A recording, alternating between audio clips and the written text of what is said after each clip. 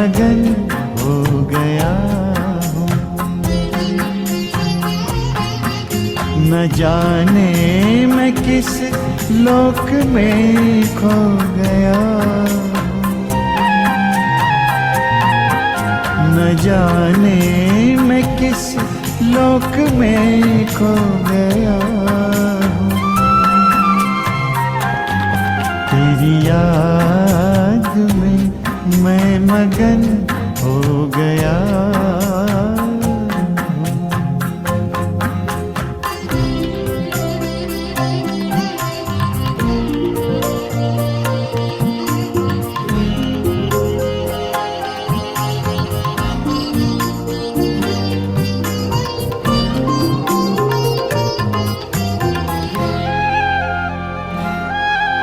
मेरे दिल की बातें तो दिल से सुनता, कहूँ क्या मैं मुख से तू पहले ही सुनता। मेरे दिल की बातें तो दिल से सुनता, कहूँ क्या मैं मुख से तू पहले ही सुनता। तेरे प्यार की इंतहा अब कहाँ है, गगन से धरा मिल रही ये जहाँ है। तेरे प्यार की इंतहा अब कहाँ है, गगन से धरा मिल रही ये जहाँ है। गगन से धरा मिल रही ये जहाँ है। परम शांति के सिंधु में सो गया हूँ। तेरी याद में मैं मगन हो गया हूँ।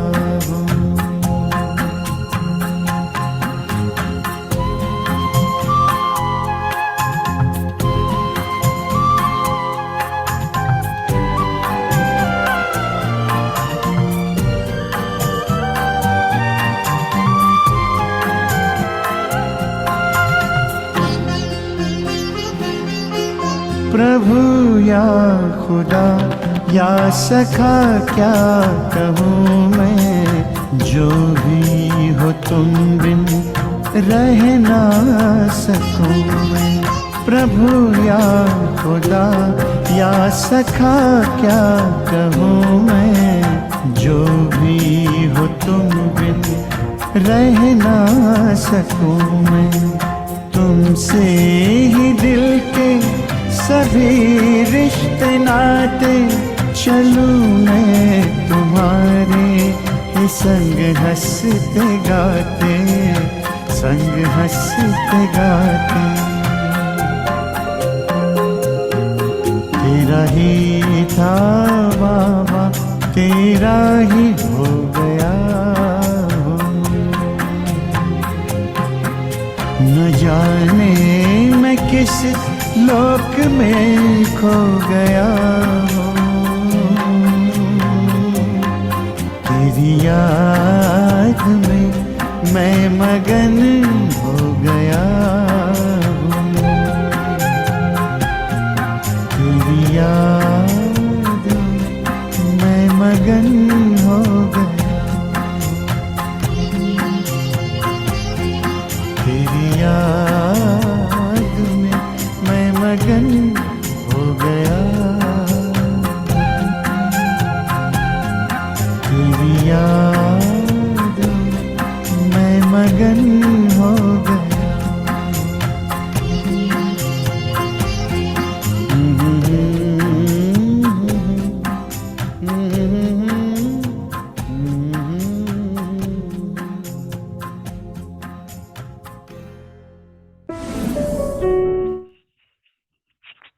मैं आत्मा उसके सामने बैठ उसी को याद कर रही हूँ। बहुत खूबसूरत फीलिंग के साथ बैठे। उसके नूर से मैं रोशन, उसके नूर से मैं रोशन, मेरे नूर से जहां रोशन।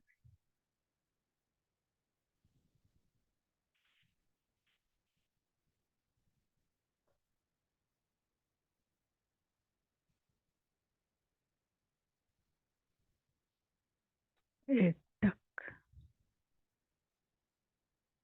उस परम पिता के नूर को देखें।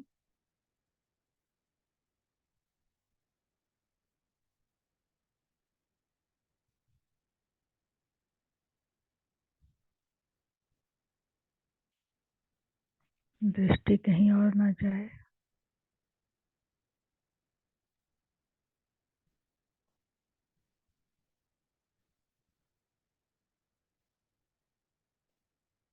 मेरा बाबा और मैं,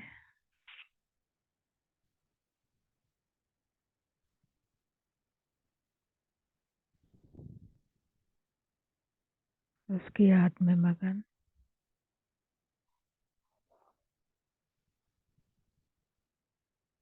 मेरे दिल की बातें वो सुन रहा है।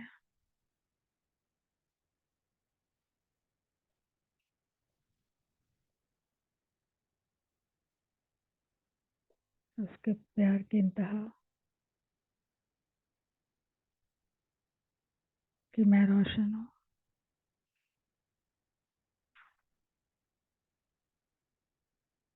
और मेरी रोशन से जहां रोशन। इसी रोशनी में समाये हुए आज हम जो मुरली सुनेंगे,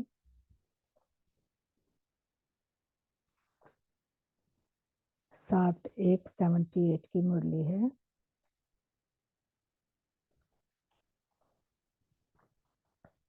विदेशी बाप की विदेशी बच्चों से मुलाकात।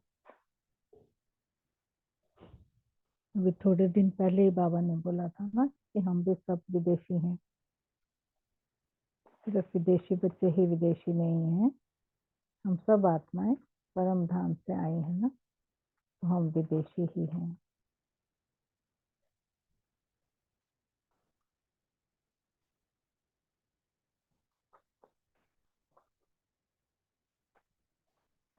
तो आज बाबा विदेशी बच्चों से विदेशी बाप बन के मिल रहे हैं, श्रृंगार की बात भी कर रहे हैं और भारत के खेल विदेशियों को भी सिखा रहे हैं, बुद्धि के खेल भी सिखा रहे हैं। और कोर्टों में जो कोई कोई पास हुए हैं उस खेल में, उनको देखकर हर्षित भी हो रहे हैं। फिर खुशी के गीत भी सिखा रहे हैं बाबा। आज बाबा विदेशियों के साथ बहुत रमणीकता से मिल रहे हैं, तो हम भी अपने आप को उसी रमणीक अवस्था में लाएंगे और सामने उस रोशनी को देखेंगे और यह फील करेंगे कि वो बोल रही ही है। ठीक है, तो आज विदेशी बाप, सॉरी, टाइटल है विदेशी बाप की विदेशी बच्चों से मुलाकात। अविनाशी खुशी व अति इंद्रिय सुख देने वाले, माया प्रूफ बनाने वाले बाप दादा विदेशी बच्चों के प्रति बोले। आज विदेशी बाप इस साकार दुनिया के विदेशी बच्चों से मिलने आए हैं दोनों ही विदेशी। आज विशेष विदेशी बच्चों से मिलने क्यों आए हैं? अपनी विशेषता को जानते हो क्या? जिस विशेषता के कारण बाप भी विशेष रूप से आए हैं। विदेशियों में कौन सी विशेषता है? बाप जानते हैं कि मेरे ही कल्प पहले वाले बच्चे जो दूर दूर इन व्यक्त देशों में भिन्न नाम रूप धर्म में चले गए थे, वे फिर से अपने बिछड़े हुए बाप व परिवार से मिलने अपने असली स्थान पर आ पहुंचे हैं। कितना लंबा सेंटेंस बोला बाबा ने। ऐसा अनुभव होता है क्या, जितनी आप लोगों को बाप के पाने की व अपने परिवार को पाने की खुशी है, उससे ज्यादा बाप को खुशी है। अब आप सोचो कि बच्चे जो घर के बाहर चले जाते हैं काम के लिए या किसी लिए, और जब वो वापस फैमिली गेट टुगेदर होता है तो माता पिता कितने खुश होते हैं।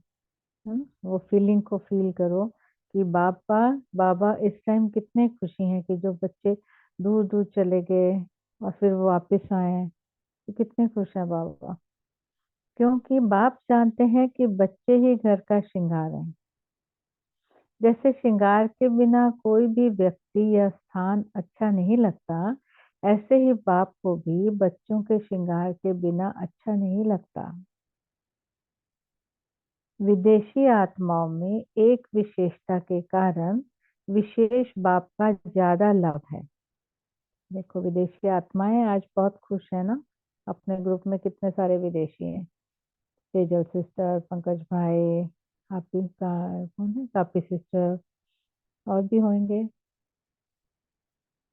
तो देखो बाबा आज कितना प्यार कर रहा है आपको कि विदेशी आत्माओं में एक विशेषता के कारण विशेष पाप का ज्यादा लाभ है। कौन सी विशेषता? जैसे इंडिया मतलब भारत में एक खेल खेलते हैं जो कई चीजों को कपड़े के अंदर छिपा कर रखते हैं। ठीक है, बाबा खेल सिखा रहे हैं। ऊपर से कपड़े का कवर डाल देते हैं और बच्चों को कहते हैं कवर उतार कर सब चीजों को देखो, और फिर कवर लगा देते हैं। है ना, खेली है ना ये गेम हम लोगों ने भी। फिर बच्चों की बुद्धि का पेपर मतलब परीक्षा लेते हैं कि कौन कौन सी चीजें थी और कितनी चीजें थी। फिर जो जैसी चीज थी जितनी थी उतनी ही याद कर लेते हैं व सुनाते हैं। फिर उनको नंबर मिलते हैं।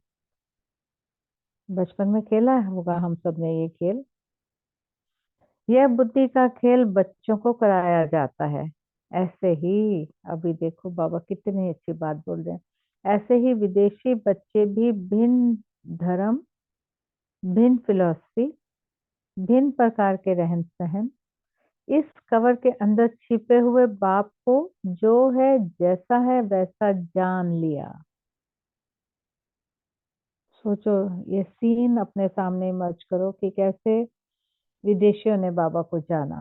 कि कवर में छिपे हुए हैं बाबा, उनको पहचाना कि बाबा कैसा है, जैसा है वैसा जान लिया।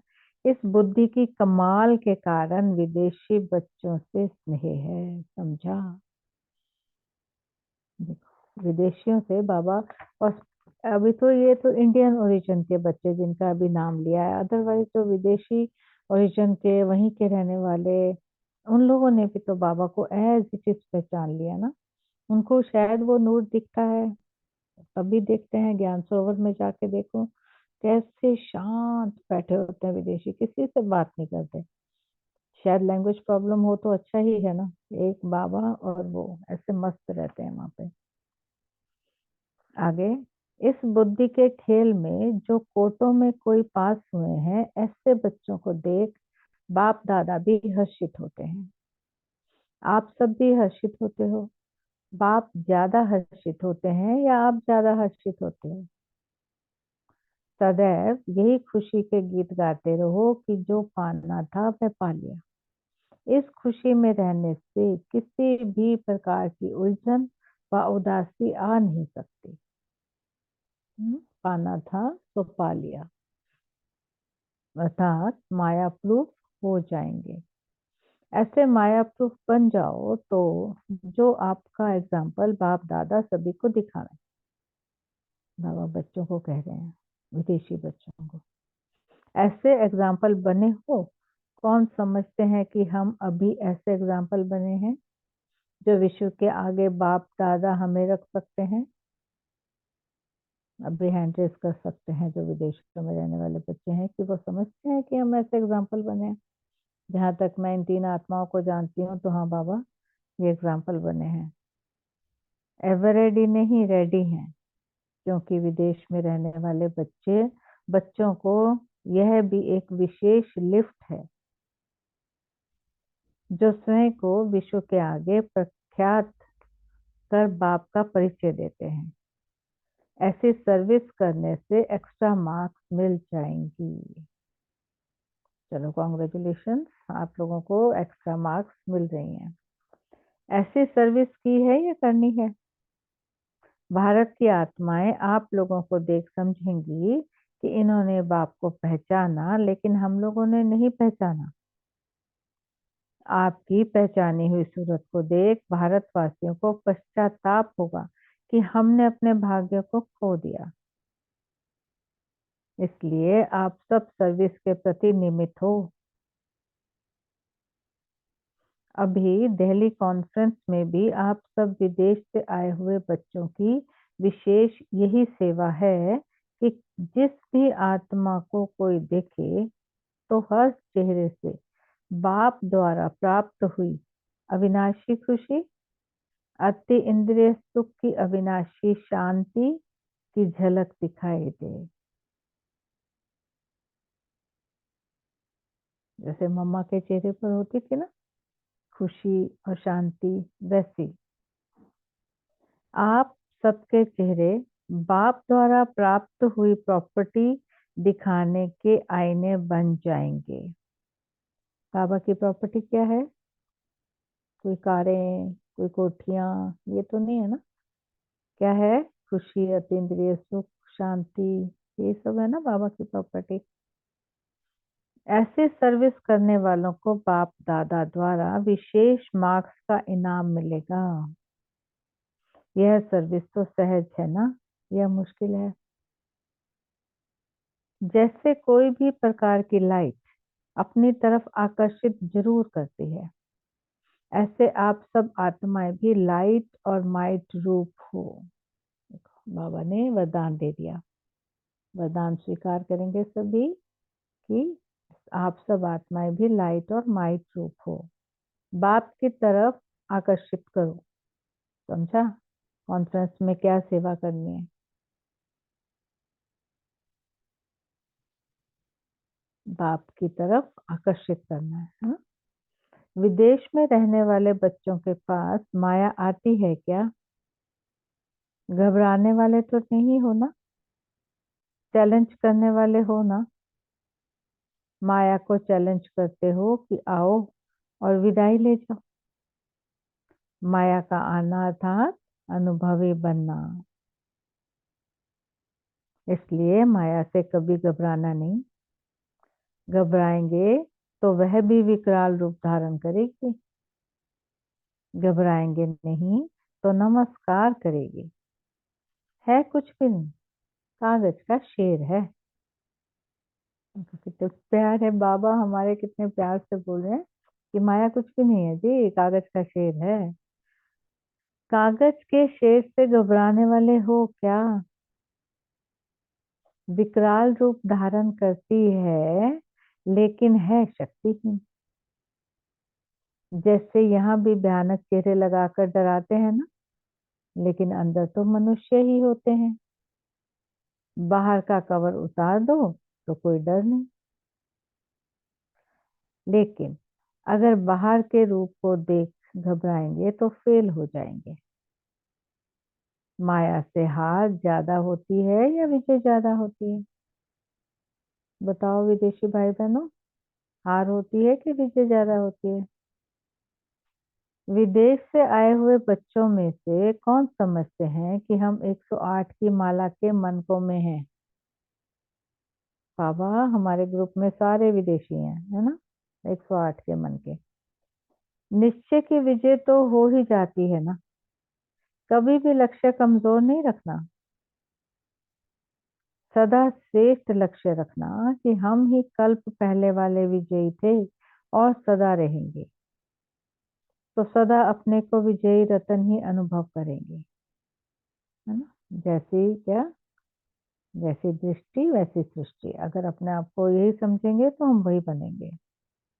बहुत देशों से आए हुए हैं। जिन जिन देशों से बाप के बच्चे निकले हैं उन स्थानों का भी महत्व है। यह स्थान भी किसी न किसी रूप से यादगार बन जाते हैं।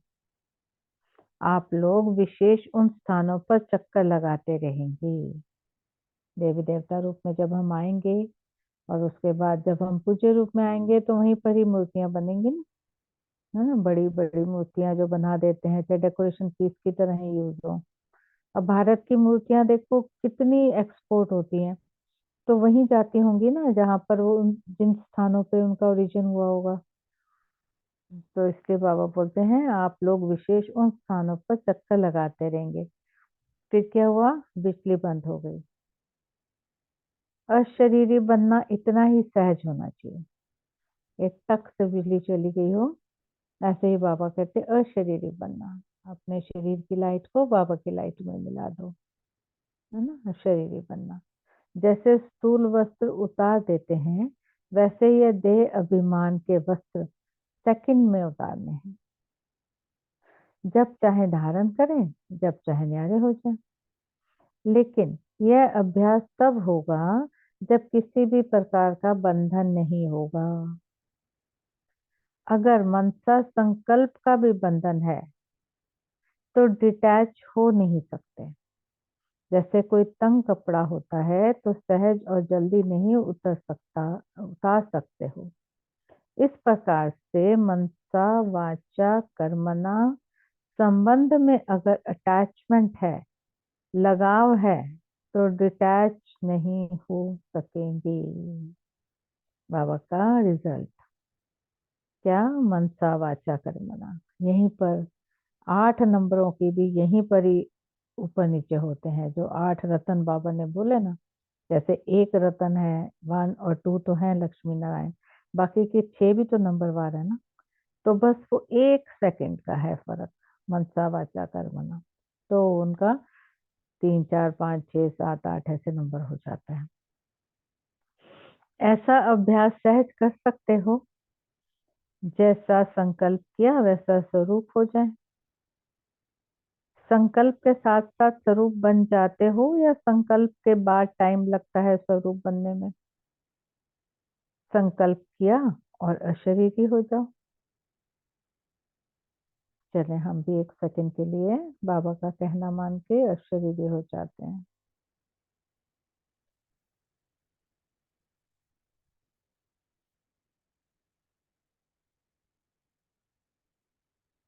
ओम शांति। संकल्प किया, मास्टर प्रेम के सागर की स्थिति में स्थित हो जाओ और वह स्वरूप हो जाए। ऐसी प्रैक्टिस है क्या? अब इसी प्रैक्टिस को बढ़ाओ। इसी प्रैक्टिस के आधार पर स्कॉलरशिप ले लेंगे।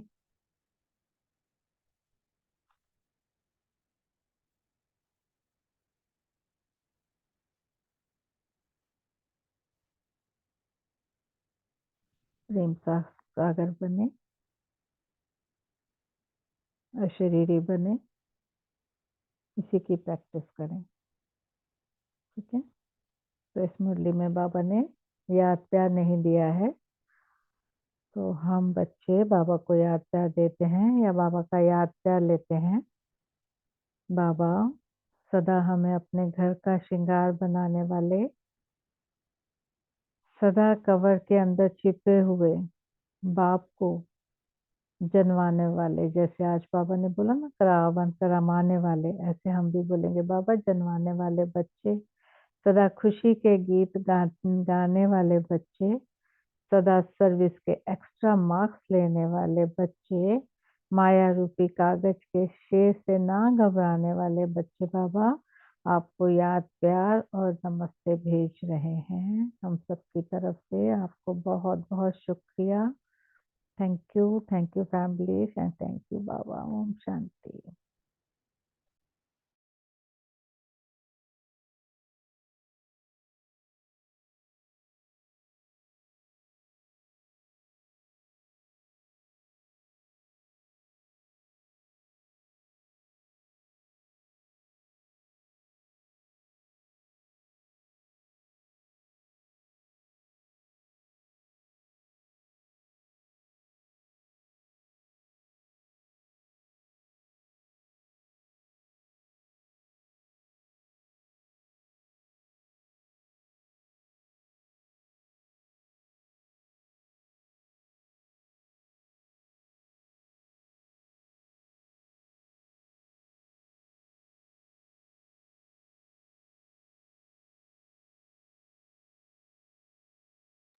जी, अब अपने पॉइंट शेयर कर सकते हैं। आज बहुत कम टाइम में मुरली पड़ी है, अभी बहुत टाइम है। हाँ जी, संपूर्ण सिस्टर आप करेंगे। जी, दीप्ति सिस्टर बोलिए। जी, ओम शांति। तो बाबा ने आज कहा कि ये गाती रहो, जो पाना था सो पा लिया, तो माया प्रूफ बन जाओगे। बाबा की याद में रहते हैं लेकिन भूल जाते हैं और फिर माया आ जाती है। और फिर माया, बाबा कहते हैं माया आती है, माया से डर जाते हो तो माया भी फिर विकराल रूप ले लेती है। पर अगर आप माया से डरोगे नहीं तो फिर माया विदाई ले लेगी, क्योंकि माया तो सिर्फ अंदर से खोखली है, सिर्फ ऊपर से ही पेपर टाइगर है। ओम शांति। हम्म,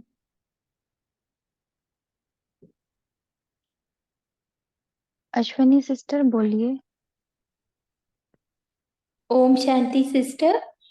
आज बाबा बोलते हैं कि हमें अशरीरी बनने का अभ्यास करना है। संकल्प किया तो 1 सेकेंड में होना है, कि टाइम लगता है कि ये हमें चेक करना है, इसमें ही हमें स्कॉलरशिप मिलेगी। ओम शांति।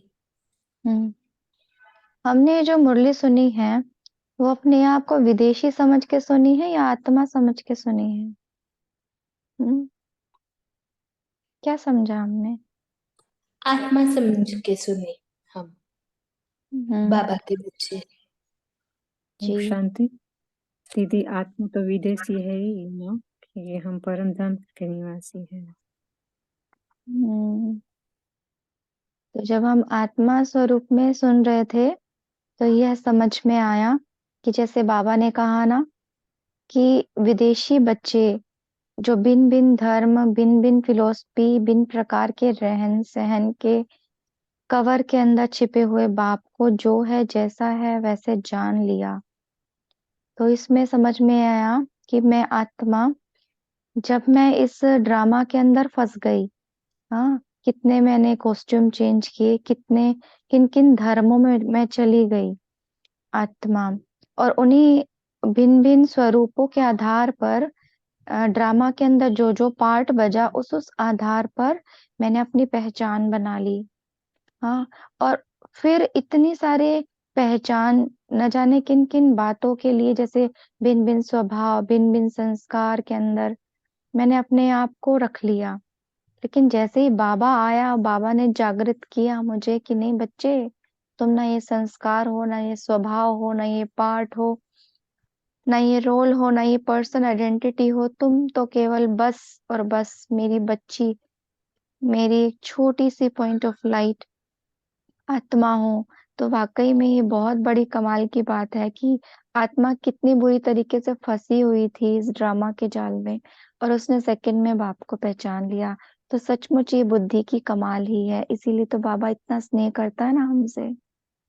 शशि सिस्टर बोलिए। ओम शांति दीदी।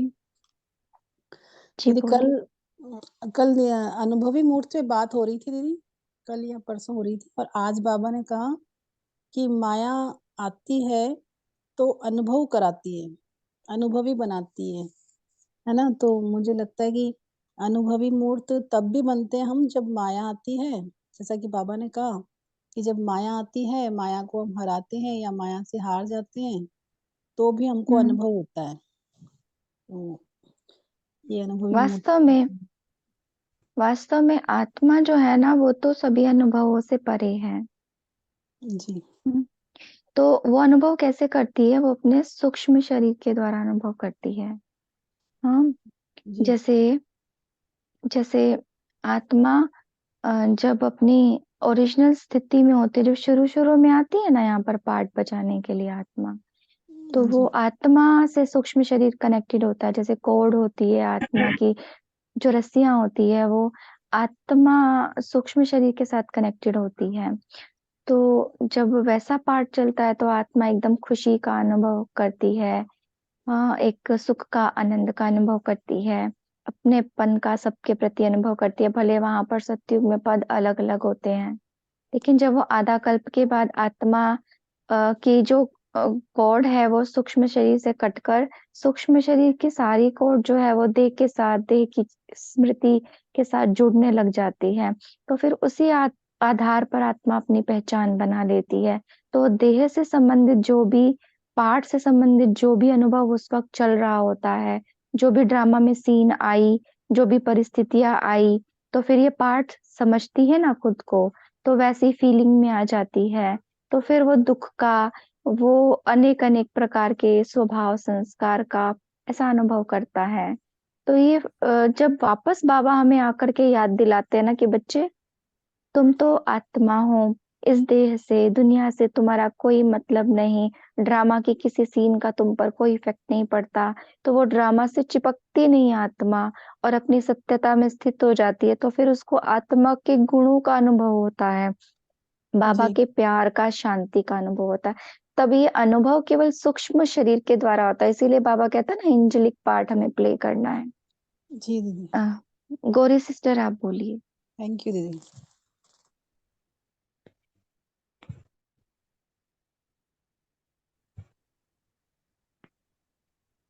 गौरी सिस्टर आप बोलिए। अच्छा, शायद गलती से अनम्यूट हो गया था। कोई बात नहीं, ललिता बहन आप बोलिए।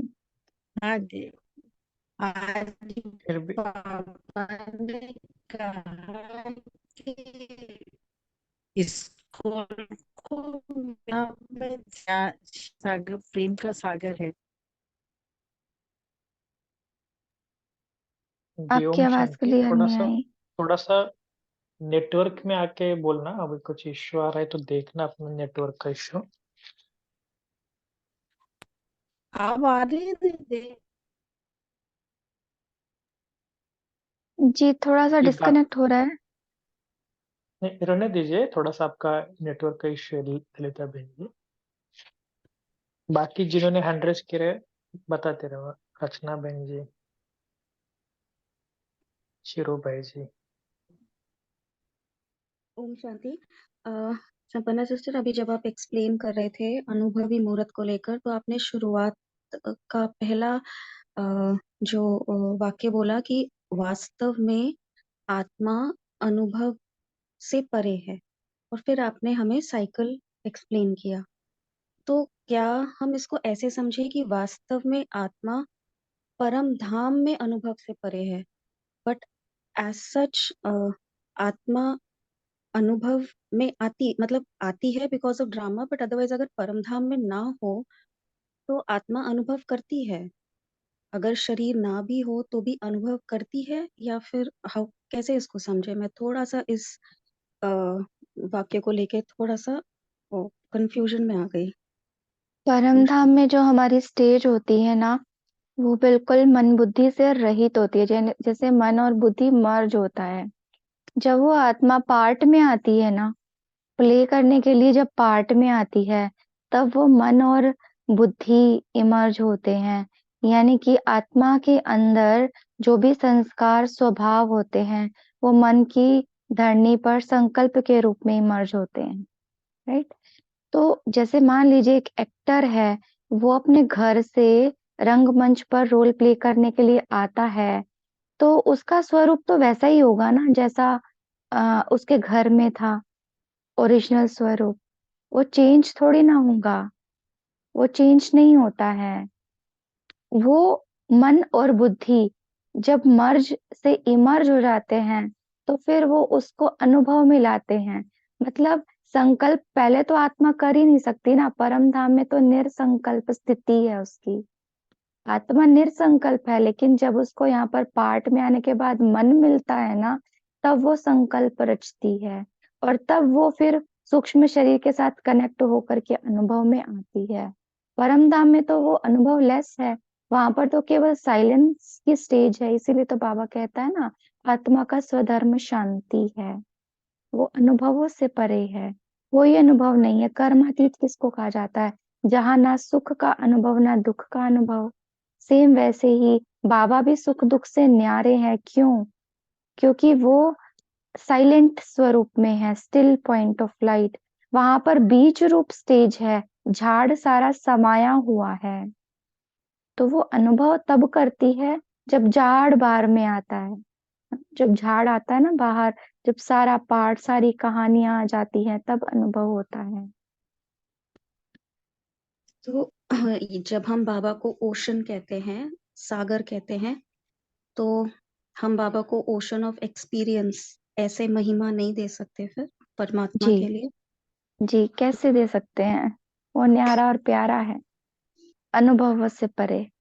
और जो अनुभवों से परे है वो हमें मास्टर ओशन ऑफ एक्सपीरियंस बनाते हैं, अनुभवी मूर्त हाँ, बना रहे हैं। मतलब ये भी एक वो वाली बात है ना, विडम्बना वाली बात की वो जो खुद परे हैं वो हम सभी आत्माओं को मास्टर ओशन ऑफ एक्सपीरियंस भी बनाते हैं, अनुभवी मूर्त बनाते हैं। हाँ, लेकिन वो तब जब एंजेलिक एक्चुअली पार्ट हमारा चल रहा है। जी भाई जी बोलिए। इसमें थोड़ा सा ये ऐड करना चाहता था। अनुभवों की जरूरत कब पड़ती है, समझ लो कि फॉर एग्जांपल कभी हम कोई कुक बना रहे फॉर एग्जांपल, तब हम बोलते हैं कि मैं ऐसा ऐसा एक्सपेरिमेंट करते हो कि ताकि ऐसे करेंगे तो कैसा लगेगा। तो अनुभव तब करते हैं कि जब कोई भी चीज में परफेक्शन नहीं है ना। तो बाबा तो परफेक्शन में परफेक्ट मतलब संपूर्ण का सागर है ना, तो उनको अनुभव तो ऑलरेडी उनके अंदर, वो तो अनुभव तब आते हैं कि जब बाबा बोलते हैं ना आज क्या अनुभव हुआ, कल आज कैसे लगा आपको। तो बाबा तो हमेशा सुख उनके मतलब सागर ही है, तो अनुभव की जरूरत ही नहीं उनको। तो ये भी एक बाबा मतलब इसलिए बोलते हैं कि जब कोई हमारी अवस्था बनती है ना, तो अनुभवों से परे अवस्था होती है ना। इसलिए हम्म। तो बाबा का एक महावाक्य, ये बाबा कई बार कहते हैं ना कि दादी जी को भी एक मुरली में बाबा ने बताया था कि आप तो अभी, आपको तो सारे अनुभव हुए हैं, अभी आगे क्या है ना। वो एक स्टेजेस होती है हर मनुष्य आत्मा की या हर ब्राह्मण आत्मा की। इसके लिए जब भी कभी अनुभव होता है ना, तब रुकना नहीं है। ऐसा नहीं कि आज बहुत अच्छा अनुभव हुआ और आगे जाना है, क्योंकि उसके और डीप जाना है और ये करते रहना है बार बार, योग के प्रयोग, ज्ञान के प्रयोग। और तब हम हमारी भी अवस्था ऐसे हो जाएगी। कई ब्राह्मण बच्चे क्या होते हैं कि रुकते हैं। कई जन तो ऐसे भी है, कुछ थोड़ा बहुत कुछ साक्षात्कार हुआ तो भी खुश होकर रुकते हैं। तो वो तो अलग बात है, लेकिन हमें रुकना नहीं है। ओके, हम्म। चले। अंकुर भाई जी आप बोल सकते जी अभी जो बहन ने जो पूछा अनुभव को लेके क्वेश्चन, तो मुझे भी थोड़ा एक क्लैरिफाई करना था। तो जैसे परम धाम में जब आत्मा रहती है और अगर हम ये समझें कि वहाँ अनुभव नहीं होता है, तो आत्मा जो शांति स्वरूप है, क्या फिर आत्मा परम धाम में शांति का अनुभव नहीं करती? मतलब क्योंकि प्लीज करेक्ट मी, मुझे लगता था कि जब आत्मा परम धाम में रहती है तो शांति का ही अनुभव करती है। तो अगर हम परम धाम में अनुभव नहीं नहीं, करते। देखो देखो देखो, नहीं अभी तो थोड़ा सा आपको क्लियरिफाई किया था ना कि भाई जी कैसा होता है कि जब जब अशांति आती है तब शांति का अनुभव होता है। जैसे आप सतयुग त्रेता में अगर वहां पर कोई विकार है ही नहीं, जी तो अगर आप उनको कहेंगे कि उधर सब विकार का अनुभव क्या है, फिर अतीन्द्रिय सुख का अनुभव क्या है। इसलिए बाबा कहते अतीन्द्रिय सुख पूछने तो केवल गुप गुपियों से पूछे, मन अभी की जो अवस्था है ना, तो वहां तो सदा सुख ही सुख है। तो ये अनुभव से परे स्टेज स्टेज आ गई ना। क्योंकि कोई भी दो चीजें अगर सामने आती है, समझ लो अभी मुझे गर्मी हो रही है, हमने जी फैन लगाया, फिर हम क्या बोलते हैं, हाँ अभी मुझे अच्छा लग रहा है, अच्छा अनुभव हो रहा है ना। ये जी। दोनों कॉन्ट्रास्ट चीज है। जब दुख आता है तब सुख का अनुभव होता है। लेकिन परमधाम ऐसी चीज है कि जहां आत्माएं तो अपने ओरिजिनल, अभी जो हम योग कर रहे हैं वहां अनुभव हो सकता है, लेकिन वहां हम क्या कर रहे हैं, दोनों का अनुभव कर रहे हैं ना। तो अच्छा, तो परमधाम में अभी अभी, जब हम परम धाम जाते हैं तो आत्मा हमारी वहां जाती है, हाँ, लेकिन हम अपने यस शरीर के थ्रू यहाँ अनुभव कर रहे हैं। Yes yes yes. जी जी। जी, थैंक यू भाई जी, थैंक यू फॉर क्लैरिफाइंग। ओम शांति।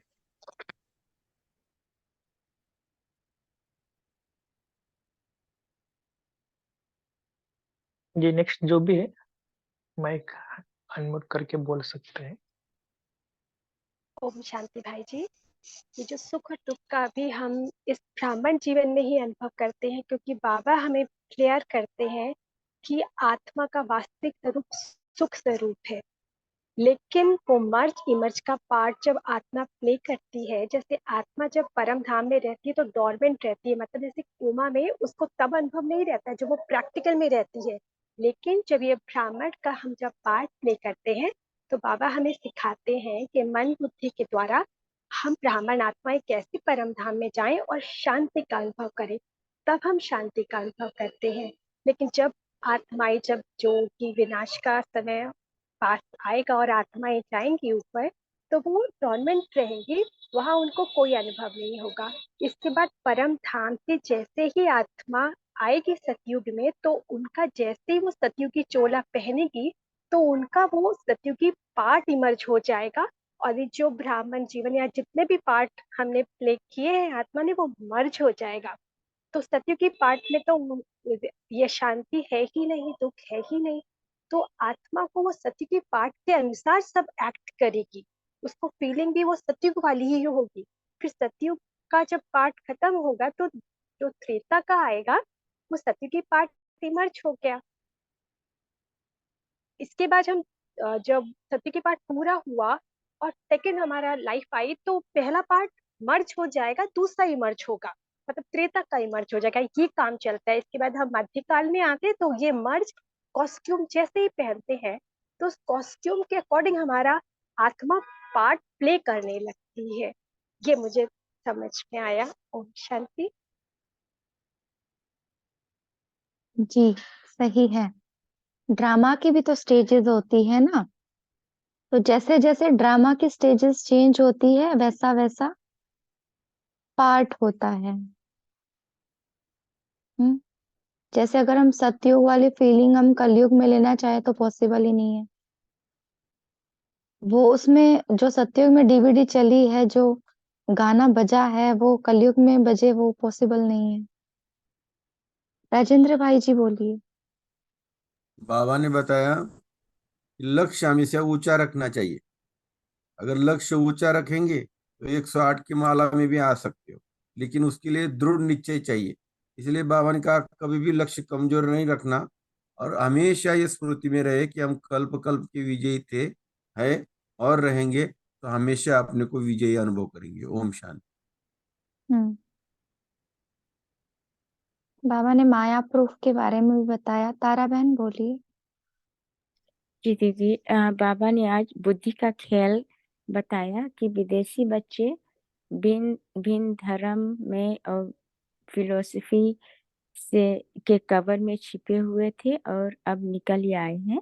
तो बाबा इस बात को सुनकर बहुत खुश होते हैं और फिर बाबा बोलते हैं कि ये विदेशी बच्चे जो है ये इनको माया प्रूफ बन करके और बाप को प्रत्यक्ष करते हैं और अविनाशी खुशी में अति इंद्रिय सुख की झलक उनमें जो दिखाई देती है, और जब वो भारत जाते हैं तो जो भारतवासी होते हैं उसके लिए वे आईना बन जाते हैं।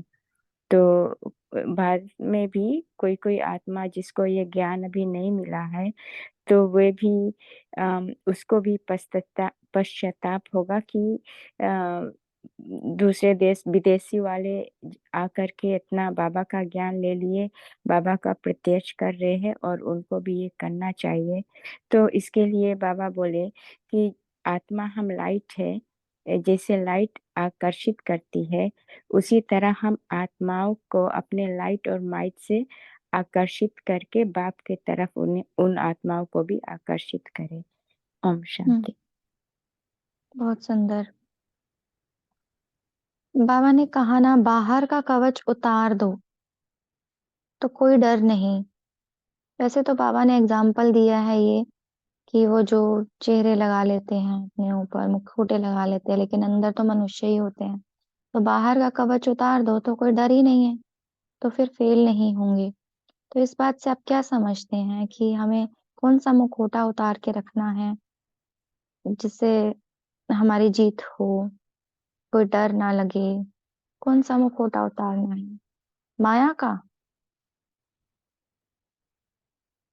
हम्म।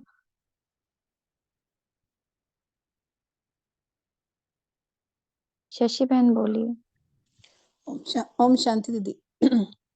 बाबा ने कहा मुखौटा उतार दो, तो मेरा मेरा अनुमान ये है कि हम जो पार्ट प्ले कर रहे हैं, मतलब हम हैं तो आत्मा, लेकिन जैसे मैं अभी शशि का पार्ट प्ले कर रही हूँ, तो इस पार्ट से अलग होना, मतलब मैं एक आत्मा हूँ और शशि एक कैरेक्टर है, एक रोल है जिसको मैं प्ले कर रही हूँ। तो इस मुखौटे को मुझे उतारना है और आत्मिक स्वरूप में रहना, मतलब मुझे इसकी फीलिंग में नहीं आना है कि शशि के साथ जो भी पार्ट में प्ले कर रही हूँ उसके अंदर बहुत सारी घटनाएं शशि के साथ में हो रही है, तो उनको मुझे पावर नहीं देनी है, उस फीलिंग में मुझे नहीं जाना है उसके साथ में। वो इस तरह से वो मुखौटा उतारना है मुझे। ओम शांति दीदी। बिल्कुल सही। एक्चुअली बिल्कुल ही डिटैच हो जाना अपने पार्ट से। तो ये दुनिया तो अपना घर है ही नहीं, और ये ड्रामा चल रहा है इस रंगमंच के ऊपर। तो जो भी विघ्न आते हैं, जो भी परिस्थिति आती है, जो भी माया आती है, वो इस पार्ट तक ही सीमित है। वो ये जो हमने पार्ट प्ले किया हुआ है ना, कर रहे हैं ना, इस पार्ट तक सीमित है। लेकिन मैं अपने सत्य स्वरूप में परम धाम निवासी आत्मा हूँ, वहां तक तो विघ्न परिस्थितियां आ ही नहीं सकती। जी दीदी। हाँ। तो जब हम वहां अपने सत्य स्वरूप के अंदर स्थित रहते हैं ना, यानी अपनी ओरिजिनलिटी में रहते हैं, ये जो बाबा ने कहा हम पाना था सो पा लिया, है ना, मतलब मैंने अपने सत्य को जान लिया, अपने पिता को जान लिया, अपने घर को जान लिया, अपनी ओरिजिनलिटी को पहचान लिया। जब मैं उसी स्थिति में रहती हूँ ना, तो माया मुझसे बहुत दूर रहती है और मैं विजयी हूँ, क्योंकि मैं बाप के पास बैठी हूँ। जी, लेकिन दीदी इस मतलब इस सिचुएशन में लंबे टाइम तक रह ही नहीं पाते हैं। जैसे कोई परिस्थिति आती है तो वापस से वही शशि के अंदर ही घुस जाते हैं, वापस बाहर निकलना पड़ता है। फिर बार बार, मतलब ज्यादातर क्या है कि बाहर निकलने के लिए बहुत अभ्यास करना पड़ता है, और ज्यादातर शशि के अंदर ही रहते हैं, उस रोल में ही इसी रहते को हैं। तो बाबा पुरुषार्थ कहता है, यही तो पुरुषार्थ है, जी दीदी। प्रैक्टिस, अभ्यास। और क्या कहा बाबा ने? संकल्पों की भी बहुत सारी बातें की हैं। संगीता सिस्टर ने हाथ रेज किया था। हाँ संगीता जी सिस्टर बहन, बोल धन्यवाद। सकते हैं आप। जी जी नहीं, ओम शांति दीदी। तो यही बताना था कि जो हमारे मन में है वही मुख में हो, उसको बोलेंगे कि नकाब उतारा हमने। कभी कभी बोलते कुछ और है और अंदर कुछ और होता है। तो वो जो डबल मास्क होता है ना, वो हम ब्राह्मण बच्चों को भी शोभा नहीं देता, और हमें अंदर बाहर एक की। तो बाबा बताते हैं कि सच्चे दिल पे साहेब राजी। हम्म। जी जो मैं खुद शुक्रिया। को समझ रही हूँ ना, तो अनुभव भी वही कर रही हूँ। जो मैं खुद को समझ रही हूँ, अनुभव भी वही कर रही हूँ। तो अभी जो मास्क की बात आपने की ना, तो मैंने अगर अपने आप को देह समझ लिया, मैं अगर अपने इस पार्ट के संकल्पों के जाल में फंस गई, मन में, मन माया मन में फंस गई, तो फिर फीलिंग भी वैसी ही होगी। तो डिटैच होना पड़े ना मन का बंधन हो, ना अन्य किसी तरीके का बंधन हो। हम्म। जैसे बाबा ने कहा ना कि कोई स्वभाव संस्कार भी ऐसे टाइट होते हैं तो वो जल्दी से छूटते नहीं है ना। कोई कपड़ा तंग होता है तो सहज उतार नहीं सकते हैं। अटैचमेंट है, अगर किसी चीज से लगाव है, तो डिटैच नहीं हो सकते हैं। तो ऐसा श्रेष्ठ संकल्प जो हमारी सत्य स्वरूप में स्थित कर दे, हमें आत्मा की ओरिजिनल स्वरूप में स्थित कर दे। बस अशरीरी हो जाओ। मैं कौन? मैं आत्मा, परम धाम निवासी। जी भाई जी बोलिए। जी ओम शांति। हमें सबको पूछना था कि जनवरी मास के लिए, जैसे हम 8:30 बजे बुक्स रीडिंग करते हैं, तो कुछ बुक रीडिंग करना है या वही बुक कंटिन्यू करना है? अगर ब्रह्मा बाबा के जीवन कहानी का एक आधा बुक पढ़ना है तो पढ़ सकते हैं, क्योंकि ब्रह्मा बाबा की जीवन कहानी पार्ट फर्स्ट पार्ट सेकंड।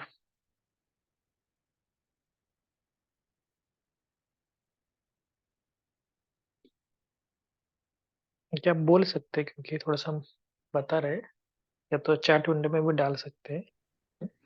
जी भाई जी, ये बुक भाई जी ब्रह्मा जो बाबा की।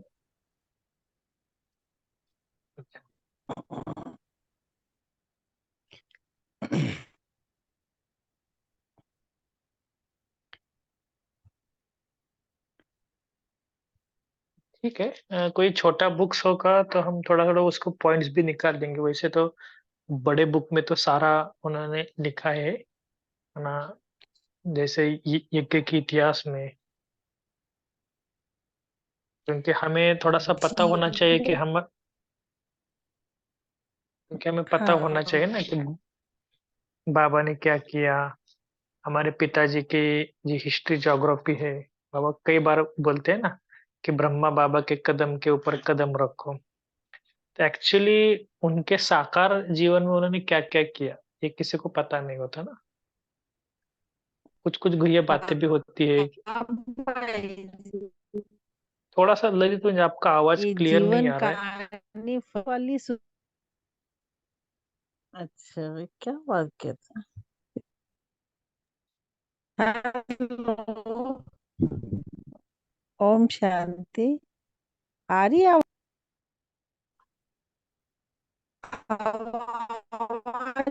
आ रही।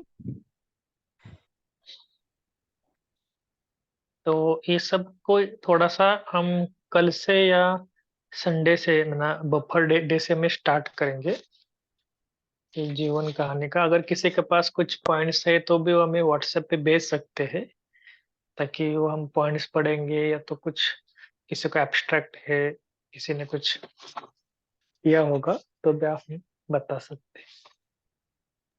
ओम ठीक शांति जी भाई भाई जी। जी। एक आज बुक है ब्रह्मा बाबा की 18 कदम। तो उसमें ब्रह्मा बाबा ने कौन कौन से कदम उठाए जिससे वो उन्होंने स्थिति को प्राप्त कर लिया, वो भी बहुत अच्छी बुक है। उसमें एक एक कदम को बताया गया है। अगर वो अवेलेबल हो तो वो भी पढ़ी जा सकती है, क्योंकि उसमें प्रैक्टिकल अनुभव के आधार पर बताया गया है। बताया जा रहा है कि साक्षी दस्ता कैसे बनना है, ट्रस्टी को हम कैसे कर सकते हैं, मतलब याशीरीपन का अभ्यास।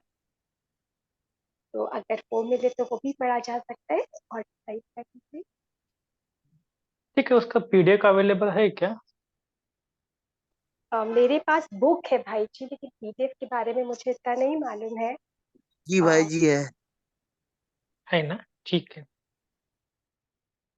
ठीक है। वो भी अच्छा है, क्योंकि 18 कदम 18 दिनों में हम 18 दिनों में ना, इस आने वाले 18 दिनों में हम कंप्लीट करेंगे। और हो सकता है तो जो दादी दीदियों ने अनुभव किया है ना, वो क्लासेस भी सुनना, केवल सुनना आप। जो बड़ों की जो क्लासेस है ना, जो ब्रह्मा बाबा के बारे में है, कि कैसे उन्होंने बाबा को देखा, क्या किया, तो एक क्लासेस से सुनना। भले आप ऑफिस में हो, खाना बना रहे, खाना खा रहे हैं, टाइम तो थोड़ा बहुत मिलता है ना बीच बीच में, तो 10-15 मिनट भी अगर पढ़ लिया ना, तो सिर्फ दादियों के अनुभव ये सुनना। ठीक है, बाकी किसी को भी कुछ राय है तो पर्सनल व्हाट्सएप पे भी आप बता सकते हैं, कोई प्रॉब्लम नहीं। जी भाई जी, वो पीडीएफ कब लोड करेंगे जो 18 हाँ हाँ, 18? शुरू भाई जी करेंगे, ग्रुप में भी करेंगे, कोई प्रॉब्लम नहीं। ओके। ठीक है, तो आने वाले फ्राइडे सैटरडे से हम करेंगे। और आने वाले संडे में एक बहुत अच्छा क्लास रखा हुआ है, रीना दीदी जी जो यूएसए से है, जो आत्माभिमानी रीनी स्टेज और, सिस्टर है भाई जी, रीनी हाँ सिस्टर सॉरी, नाम। सॉरी रिनी सिस्टर्स नाम है। जो ये आने वाले संडे में सुबह 5 से 6 बजे तक उनका क्लास रखा हुआ है। तो आप सभी भी ज्वाइन होना, क्योंकि उन्होंने बहुत अच्छे अच्छे कुछ एक्सपीरियंस किए हैं। तो वो आ रहे हैं, तो इसलिए बताया क्योंकि नॉर्मली हम शाम के क्लास में बुलाते हैं, लेकिन सुबह के क्लास में खास बुलाया। तो आप संडे के दिन सुबह याद रखना, कि सुबह 5 से 6 बजे तक उनका क्लास है। ओके, ताकि जनवरी मास के लिए क्या करना है, क्या पुरुषार्थ करना है, ये तो आप अपने अपने सेंटर से तो कुछ ना कुछ आया ही होगा।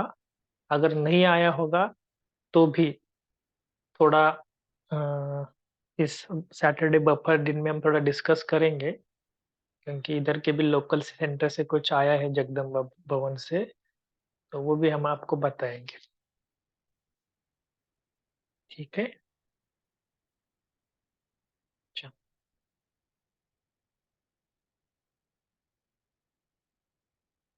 ठीक है, अभी होमवर्क और बता सकते हैं नीलू बेंच। जब तक सभी क्या करना, पोल का आंसर देना।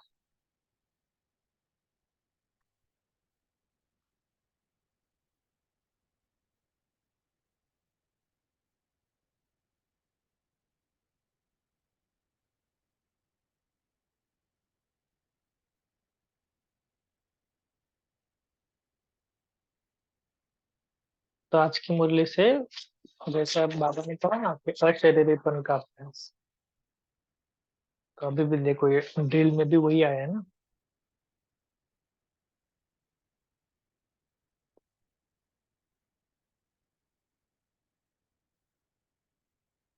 तो कल के सारे दिन में भी थोड़ा इसका अभ्यास और करना। और मुरली में आया ना, जैसे अभी हमने डिस्कस किया कई बार कि ये जो एक्सपीरियंस लेवल है इसको कैसे बढ़ाना है, तो अनुभवों को बढ़ाना है। बस यही लक्ष्य रखो, मुझे कल कुछ भी हो अनुभव करना है, क्योंकि अनुभव इतना सस्ती चीज नहीं है कि जो इजीली हो सके। उसके लिए बहुत थोड़ा मेहनत करनी पड़ती।